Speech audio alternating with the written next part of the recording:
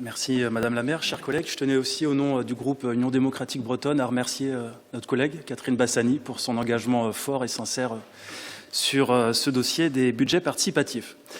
Alors un peu plus de 80 000 € pour 18 projets citoyens, dit comme ça, c'est pas très spectaculaire, on ne coupe pas de ruban, on ne pose pas de première pierre, il n'y a pas de maquette, il n'y a pas de drone, il n'y a pas de maquette en 3D, mais en réalité, c'est exactement ce qui fait battre le cœur d'une ville, parce que derrière ces chiffres, il y a un four à pain partagé à Mélinette, ça a été expliqué, et franchement, une ville qui sent le pain chaud plutôt que les gaz d'échappement, moi je signe tout de suite. Il y a des fresques inclusives portées par des personnes en situation de handicap, des enfants qui transforment leurs trottoirs en œuvres d'art, des jardins réinventés, des fêtes de quartier, du rap à Bellevue, des femmes qui construisent leur propre lieu au Breil, des jeunes qui installent une table de ping-pong au Coudray.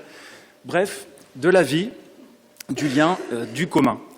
Les budgets participatifs, ce n'est pas une ligne comptable, c'est une autre idée de la politique, une politique qui ne descend pas d'en haut, mais qui part des habitantes et des habitants. Une politique qui ne parle pas seulement de béton, mais qui parle aussi de convivialité, de culture, de transition écologique et surtout en cette période, de dignité. Et soyons clairs, ce dispositif est une vraie réussite, il fonctionne, il mobilise, il crée du lien, il transforme concrètement les quartiers. Ce n'est pas de la communication, ce sont les habitantes et les habitants qui prennent leur ville en main. Et alors que, parfois, certaines et certains expliquent que la participation citoyenne, c'est sympathique, mais pas très sérieux, ici, à Nantes, on démontre exactement l'inverse. On démontre que quand on fait confiance aux personnes, elles et ils produisent de l'intelligence collective, du soin, de l'écologie, de la culture et du lien social. Bref, tout ce qui fait une ville vivable. Notre responsabilité politique, c'est donc d'amplifier cette dynamique, de lui donner encore plus de moyens, plus de visibilité, plus de pouvoir réel dans les choix de la ville.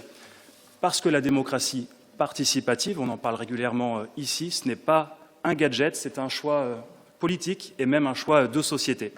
Et donc oui, évidemment, nous voterons cette délibération parce que la démocratie ne s'arrête pas au bulletin de vote, mais se vit tous les jours dans les quartiers, dans les projets, dans la vie réelle. Merci.